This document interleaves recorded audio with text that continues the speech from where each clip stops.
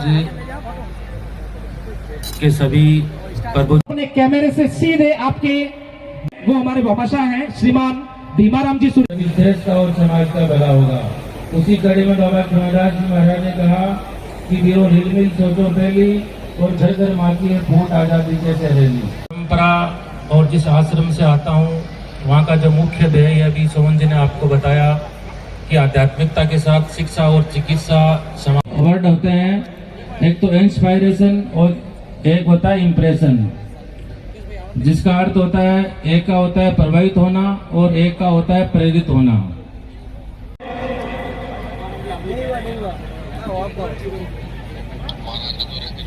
भीमाराम जी सुरियाला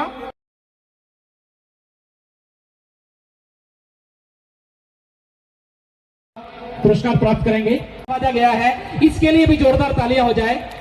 इनका पुत्र हर्षद जो खुद एक समय में जिंदगी और मौत के बीच झूल रहा था, एक बीमारी से पीड़ित था, लेकिन अंजू ने ठान लिया था कि ये जो बीमारी है उसका इलाज करने वाला जो बेटा, जो मेरा डॉक्टर है, वो उस बेटे को ही डॉक्टर बना के छोड़ूंगी।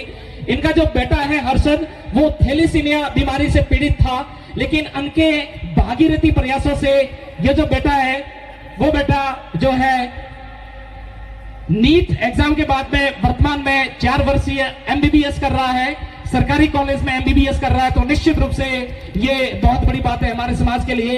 और अंजू चौहान स्वयं सामाजिक सरोकारों से जुड़ी हुई है, ब्लड कैंप से जुड़ी हुई है, और साथ ही साथ इन्हें राजस्थान की स्नेक लेडी भी कहा जाता है। सिरोही जिले का प्रतिनिधित्व किया था और अपने विचारों से हमको लाभान्वित किया था। ये प्रतिभा समाज को गौरवान्वित किया, वो भी पधारे हैं, बाहर के जिलों से भी पधारे हैं। तो कुछ नाम मैं महाराज श्री के हाथों से माल्यार्पण के लिए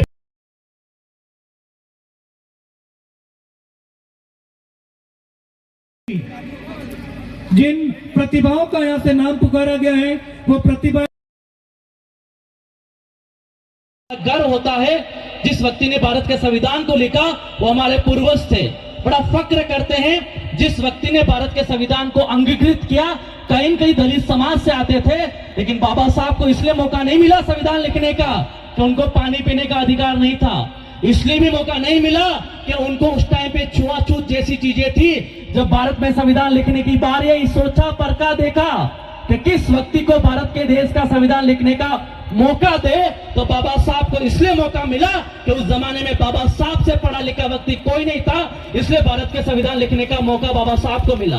बेटियां और बेटों का कहना चाहूंगा, मुझे बड़ा फक्र होता है जब इस तरह के कार्यक्रम हम जाते हैं। तगाराम जी साहब जैसे लोग बैठे हैं, हंसाराम जी जैसे लोग बैठे हैं, बहुत अमुक भामाशाह बैठे हैं, सरपंच साहब बैठे, गेवीराम जी साहब। मैं कहना चाहूंगा बहुत सारी बेटियां और बेटा बेटी है, मैं चाहूंगा कि अगले 1, 2 साल 3 साल छोड़िए, हम आए या नहीं आए, एक बच्चा आज के इस प्रतिभा समान समारोह से ये कसम खा के जाए कि राहुल सर 1 साल छोड़िए, 2 साल छोड़, घर से हो सकता है कुछ भी चंदा इकट्ठा करे तो समाज की लाइब्रेरी बना सकते हैं। और मुझे अपने आप में गदगद फील हो रहा है कि आज इस लाइब्रेरी का हम उद्घाटन कर रहे हैं। एक बार जोरदार तालियां समिति के लिए, आयोजक टीम के लिए, माता बहनों के लिए। मेरी बात को शुरुआत करूंगा बाबा साहब से। फूलों की कहानी बाहरों ने लिखी, रातों की कहानी सितारों ने लिखी।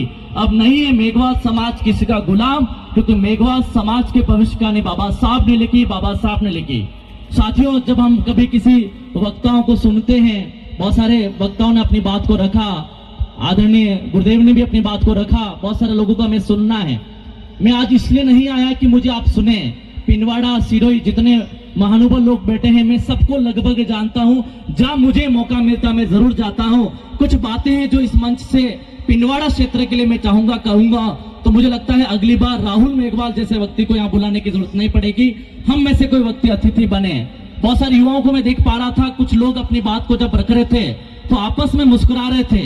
मैं युवा साथियों की इस मंच से एक बात कहना चाहूंगा, अभी मुस्कुरा लो, फर्क नहीं पड़ता है, लेकिन भगवान ऐसा समय जीवन में नहीं लाए कि बेरोजगार का जीवन चल रहा हो, दुनिया आप पर मुस्कुराए।